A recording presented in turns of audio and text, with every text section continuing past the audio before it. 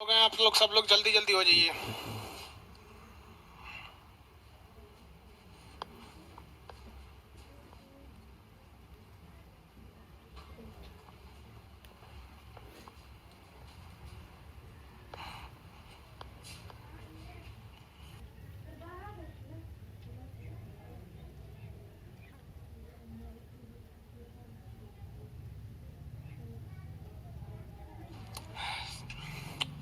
Good afternoon सब लोग को। देखिए, इससे पिछले क्लास में जो फ्राइडे के दिन बैच अलाउंस था, उस दिन एक भी क्लास नहीं हो पाया था।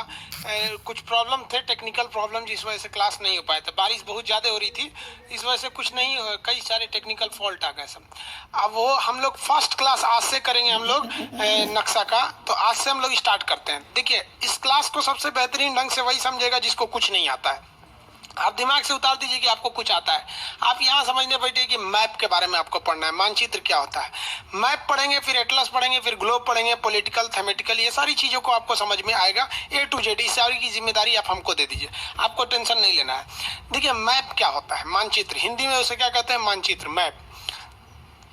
मैप पूरे पृथ्वी या उसका किसी भूभाग को, जैसे मान लीजिए टोटल ये आप अर्थ ले लीजिए, या केवल आप इंडिया लीजिए, या केवल बिहार, झारखंड, यूपी, राजस्थान, मध्य प्रदेश, कुछ भी एक हिस्सा ले लीजिए। तो पूरी पृथ्वी या उसके किसी भूभाग को कागज पर या कपड़े पर हूबहू उतार देना, एक नक्शा बना देना, नक्शा तैयार कर देना होता है। उसी को हम क्या कहते हैं, नक्शा।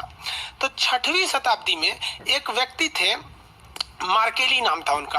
तो मार्केली ने एक ऐसा किताब बनाया जिस किताब में न केवल नक्शा था।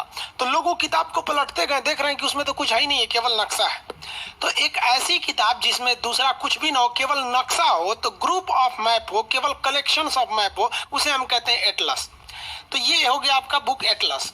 तो एटलस क्या होता है, एटलस देखिए, एटलस है क्या कि एक किताब होता है, उसमें केवल और केवल आपको नक्शे बनाए रहते हैं। ये किताब आपको खरीदनी पड़ेगी, हम बताएंगे कब लेना है, अभी आप धीरे धीरे समझते चलिए, जल्दबाजी नहीं करेंगे। जिसको समझ में नहीं आएगा, जो कुछ नहीं जानता है, वो सबसे ज्यादा समझ के जाएगा, क्योंकि नया मेमोरी में डाउनलोडिंग तेजी से होता है। अब पहले से वायरस भर के आए हैं लोग ना, तो फिर वही डाउनलोड तेजी से नहीं होगा।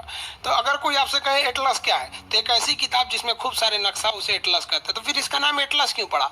तो देखिए, जब मार्केली ने इसे 6वीं शताब्दी में बनाया था, तो इसके ऊपर जो कवर लगाया था, जैसे इसके ऊपर एक ग्लोब का कवर है, तो उसने जो कवर लगाया था, उसने एटलस का कवर लगा दिया था।